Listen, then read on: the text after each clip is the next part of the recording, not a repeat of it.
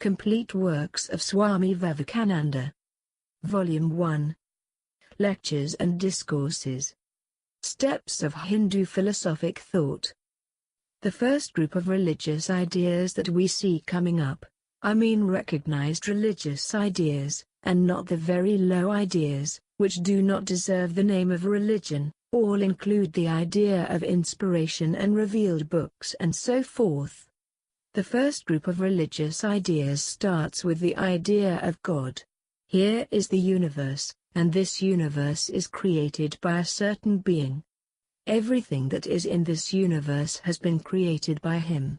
Along with that, at a later stage, comes the idea of soul, that there is this body, and something inside this body which is not the body. This is the most primitive idea of religion that we know.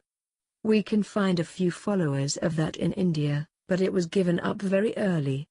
The Indian religions take a peculiar start. It is only by strict analysis, and much calculation and conjecture, that we can ever think that that stage existed in Indian religions. The tangible state in which we find them is the next step, not the first one.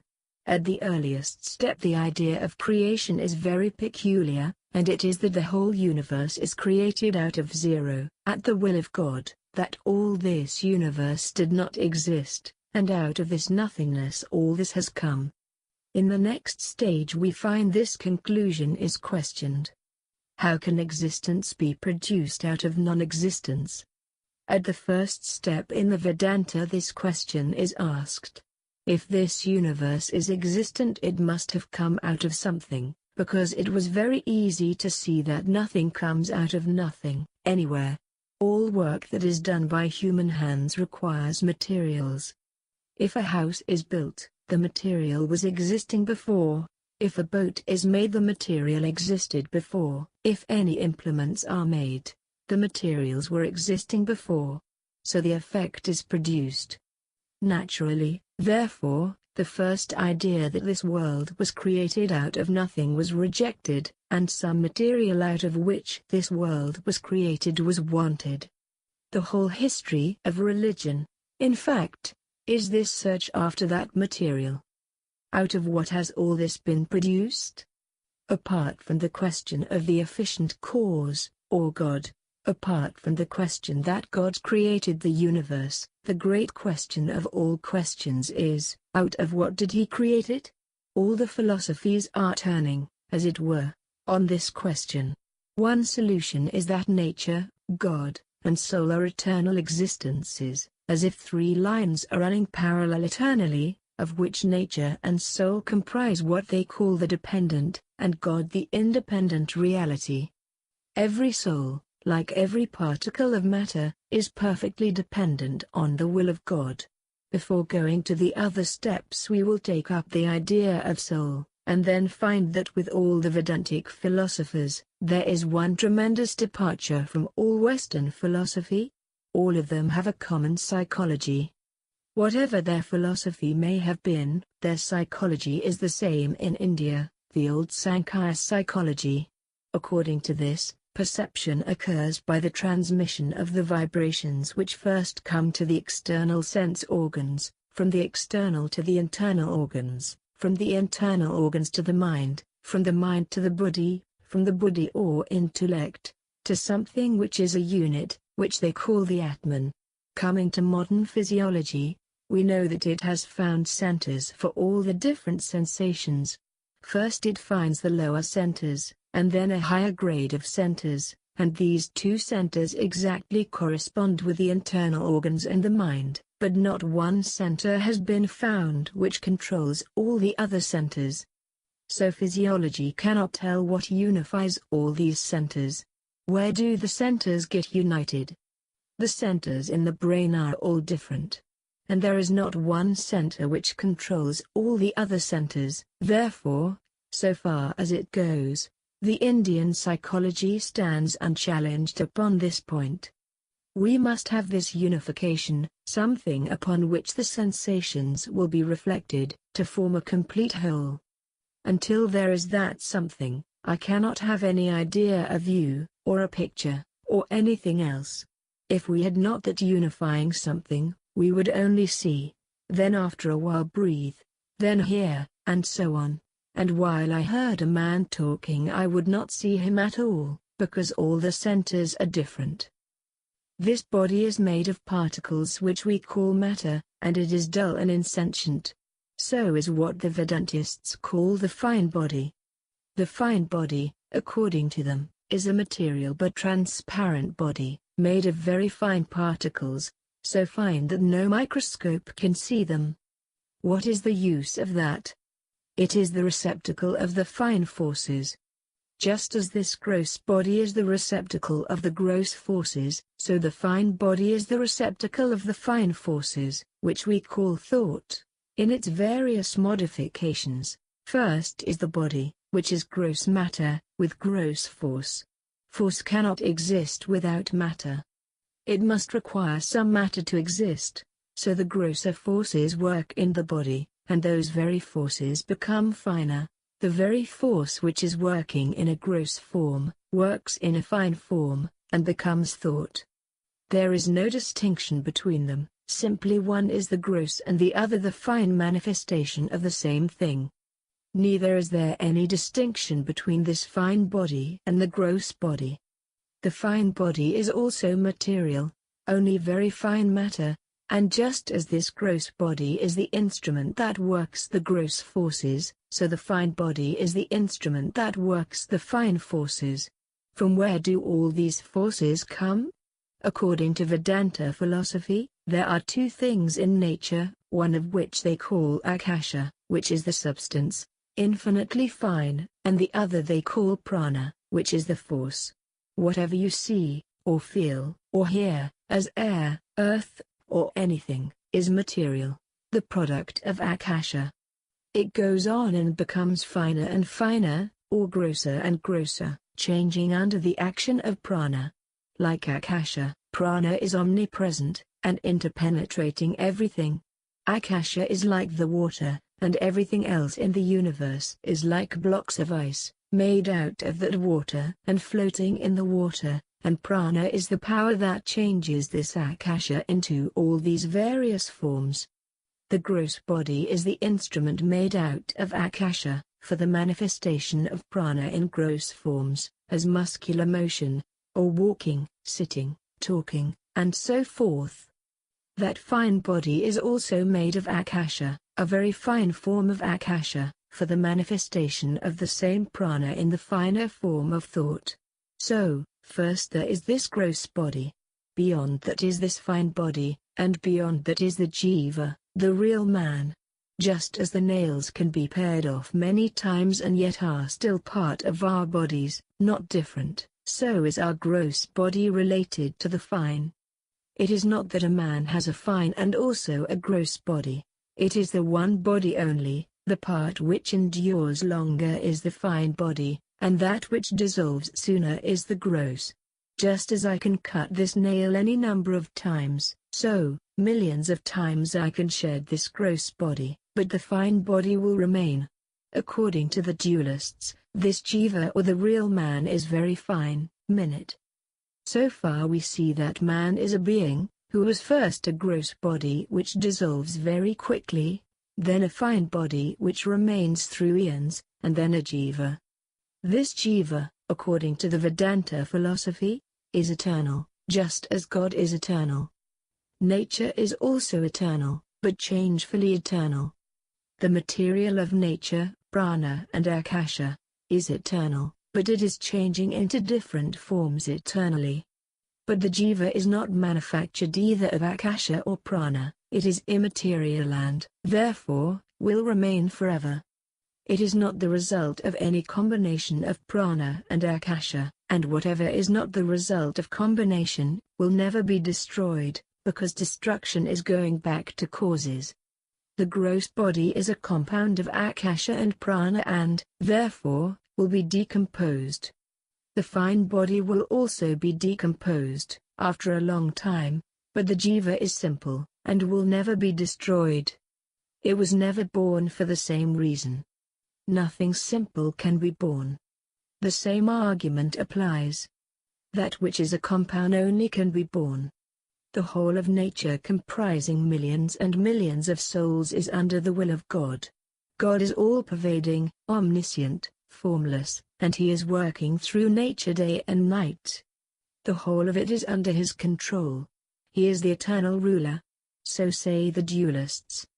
Then the question comes, if God is the ruler of this universe, why did he create such a wicked universe? Why must we suffer so much? They say, it is not God's fault. It is our fault that we suffer. Whatever we sow we reap. He did not do anything to punish us. Man is born poor, or blind, or some other way. What is the reason? He had done something before. He was born that way. The jiva has been existing for all time, was never created. It has been doing all sorts of things all the time. Whatever we do reacts upon us. If we do good, we shall have happiness, and if evil, unhappiness. So the jiva goes on enjoying and suffering, and doing all sorts of things. What comes after death? All these Vedanta philosophers admit that this jiva is by its own nature pure. But ignorance covers its real nature, they say. As by evil deeds it has covered itself with ignorance, so by good deeds it becomes conscious of its own nature again. Just as it is eternal, so its nature is pure. The nature of every being is pure. When through good deeds all its sins and misdeeds have been washed away, then the jiva becomes pure again, and when it becomes pure, it goes to what is called dhyana. Its organ of speech enters the mind. You cannot think without words. Wherever there is thought, there must be words. As words enter the mind, so the mind is resolved into the prana, and the prana into the jiva. Then the jiva gets quickly out of the body, and goes to the solar regions. This universe has sphere after sphere. This earth is the world sphere, in which are moons, suns, and stars. Beyond that here is the solar sphere, and beyond that another which they call the lunar sphere. Beyond that there is the sphere which they call the sphere of lightning, the electric sphere, and when the jiva goes there, there comes another jiva, already perfect, to receive it, and takes it to another world, the highest heaven, called the Brahma Loka, where the jiva lives eternally, no more to be born or to die. It enjoys through eternity, and gets all sorts of powers, except the power of creation. There is only one ruler of the universe, and that is God. No one can become God. The dualists maintain that if you say you are God, it is a blasphemy. All powers except the creative come to the jiva, and if it likes to have bodies, and work in different parts of the world, it can do so. If it orders all the gods to come before it, if it wants its forefathers to come, they all appear at its command. Such are its powers that it never feels any more pain, and if it wants, it can live in the Brahmaloka through all eternity. This is the highest man, who has attained the love of God, who has become perfectly unselfish, perfectly purified, who has given up all desires, and who does not want to do anything except worship and love God. There are others that are not so high, who do good works, but want some reward. They say they will give so much to the poor, but want to go to heaven in return. When they die, what becomes of them? The speech enters the mind enters the prana enters the jiva, and the jiva gets out, and goes to the lunar sphere, where it has a very good time for a long period. There it enjoys happiness, so long as the effect of its good deeds endures.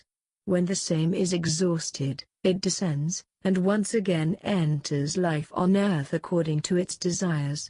In the lunar sphere the jiva becomes what we call a god, or what the Christians or Mohammedans call an angel. These gods are the names of certain positions. For instance, Indra, the king of the gods, is the name of a position. Thousands of men get to that position.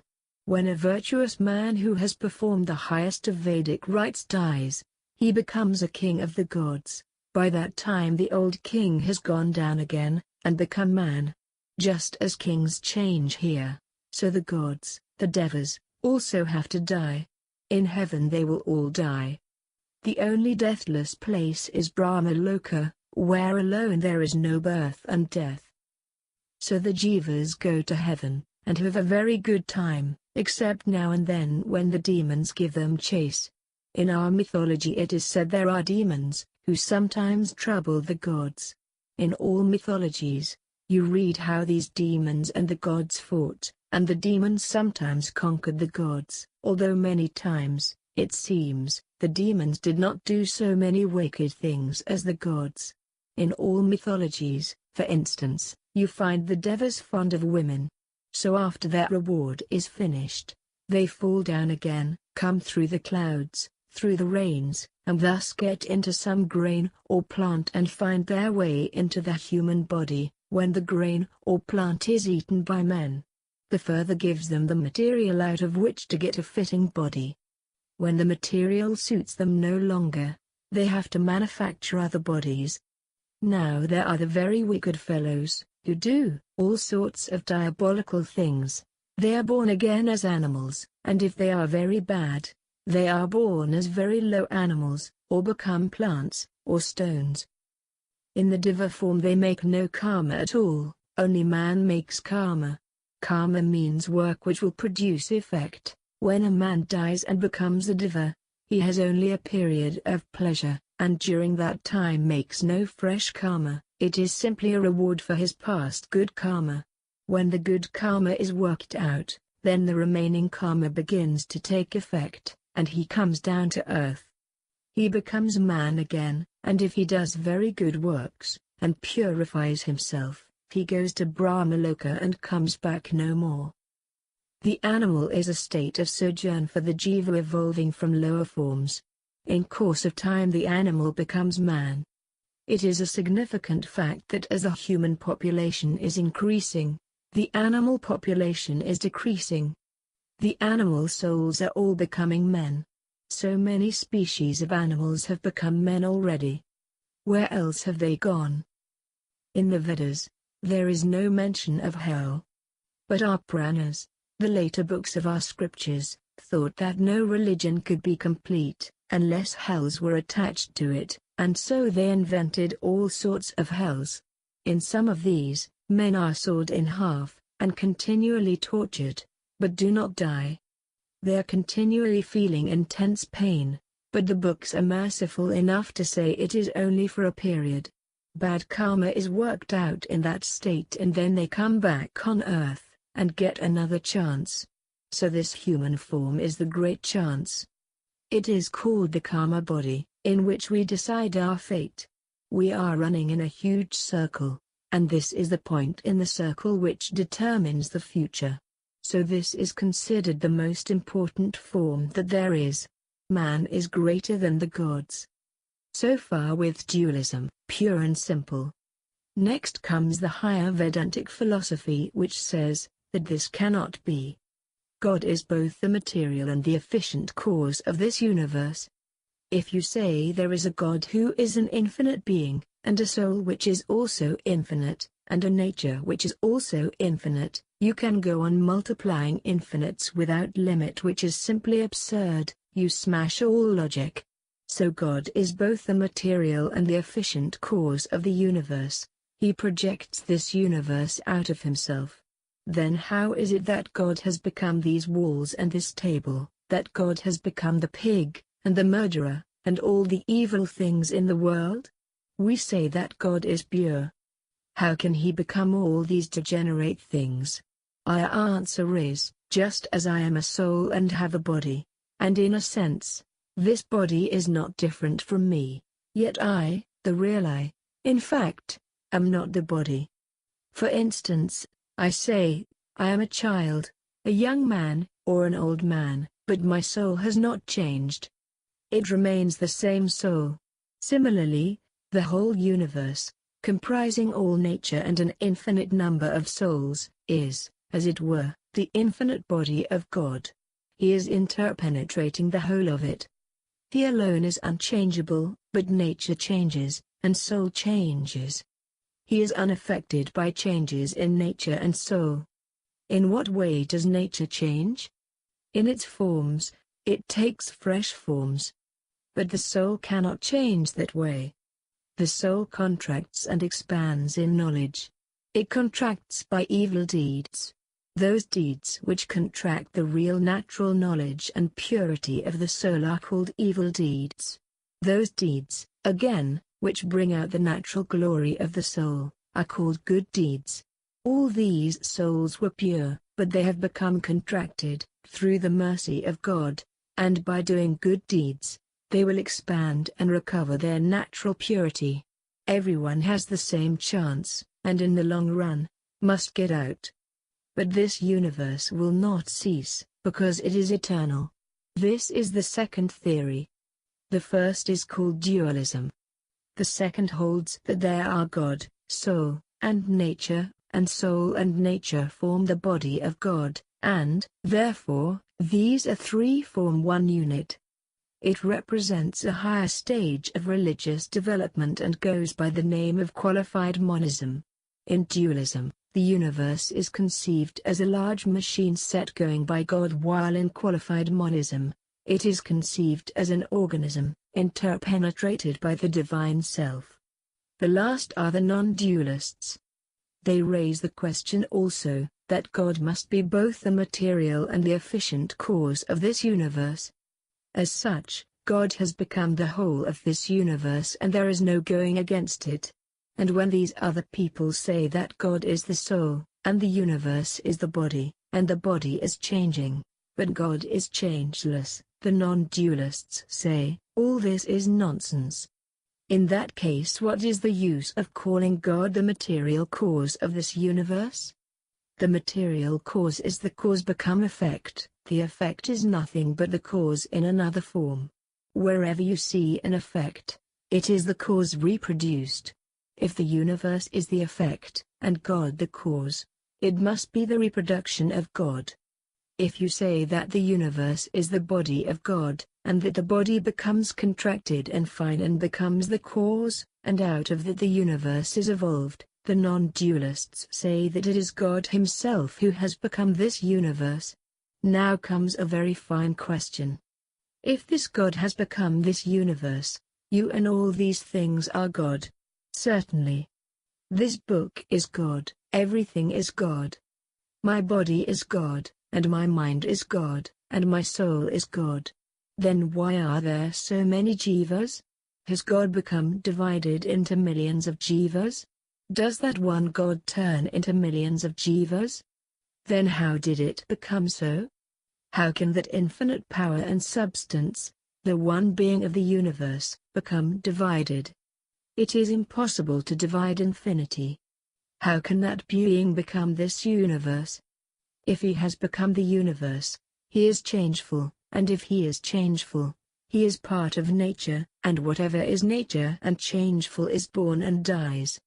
If our God is changeful, he must die someday. Take note of that. Again, how much of God has become this universe? If you say X, the unknown algebraical quantity, then God is God minus X now, and, therefore, not the same God as before this creation, because so much has become this universe. So the non-dualists say, this universe does not exist at all, it is all illusion.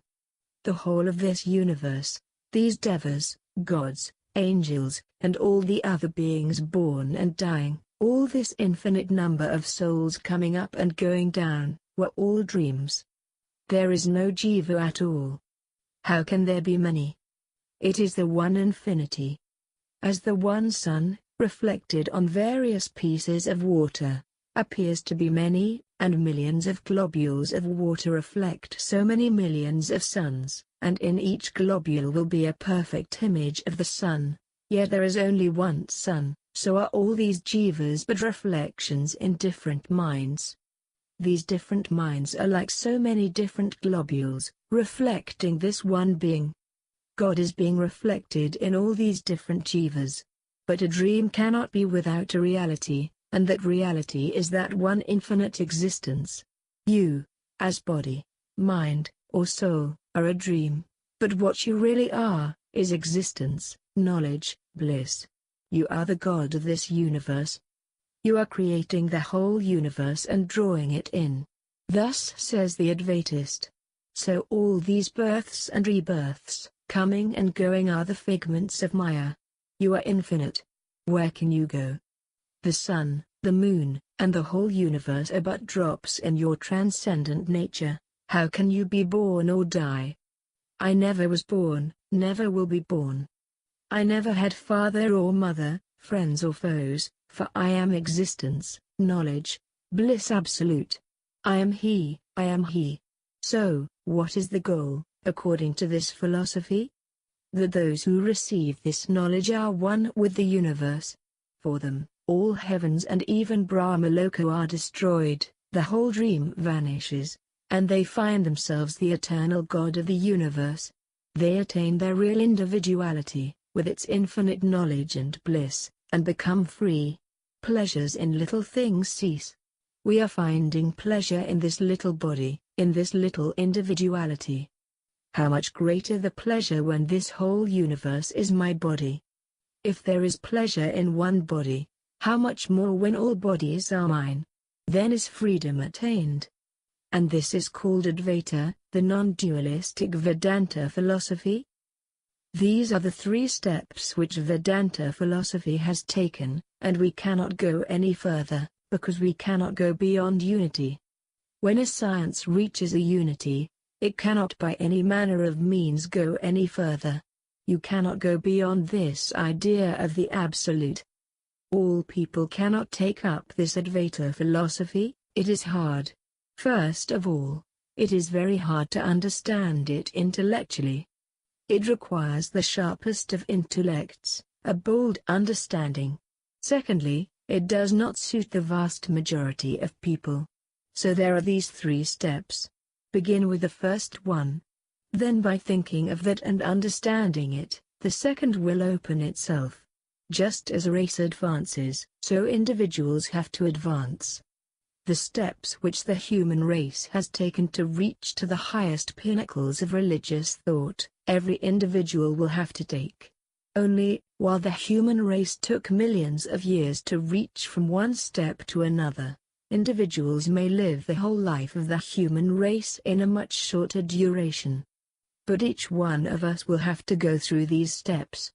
Those of you who are non-dualists, look back to the period of your lives when you were strong dualists. As soon as you think you are a body and a mind, you will have to take the whole of this dream. If you take one portion, you must take the whole.